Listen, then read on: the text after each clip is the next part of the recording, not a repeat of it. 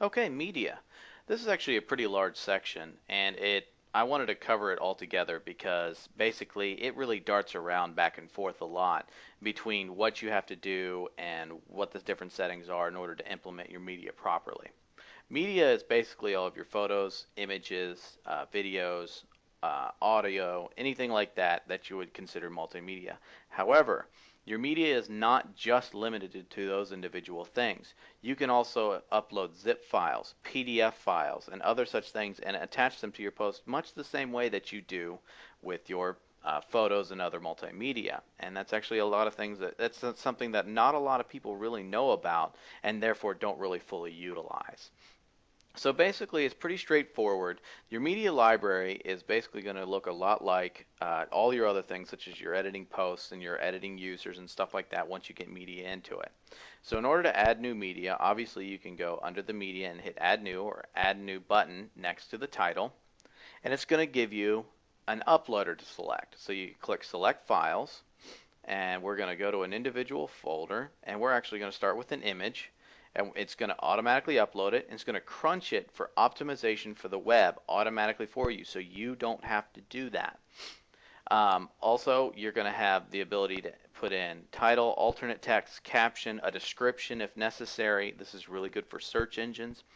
And you're also going to be able to edit your image on the fly inside of WordPress. You're also, once again, not going to need to use an image editor. If you wanted to maybe say flip it horizontally, vertically, or anything along those lines, you can do that within here. You can flip it just like that. You can also scale the image. You can crop the image. You can maintain its aspect ratio. All that stuff can be done right inside of WordPress. It's a very handy tool to use.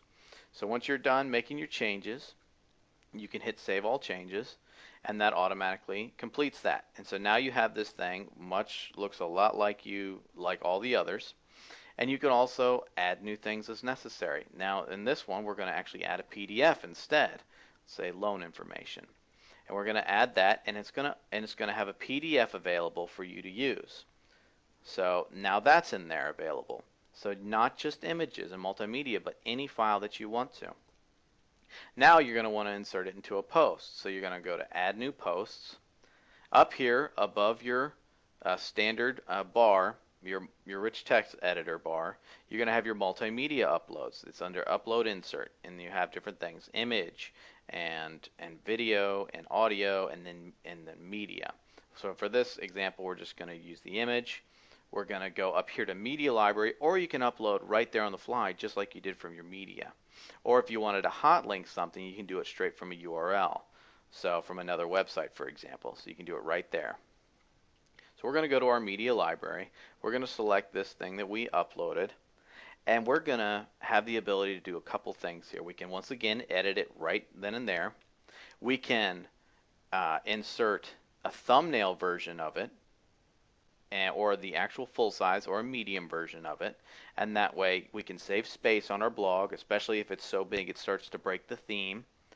And what we can do is we can put the thumbnail in, and we can have a couple of different options here. The link URL can go to either the full file, which is the image, or let's say the PDF or something like that, or just the post URL, which is basically the attachment to that individual post.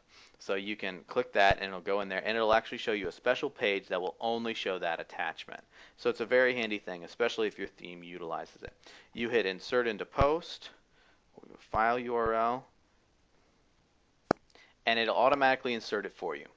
After, let's say if you want to make edits or changes to it, you can click on this little edit, or if you want to remove it entirely, you can click delete, and it'll do that all automatically for you.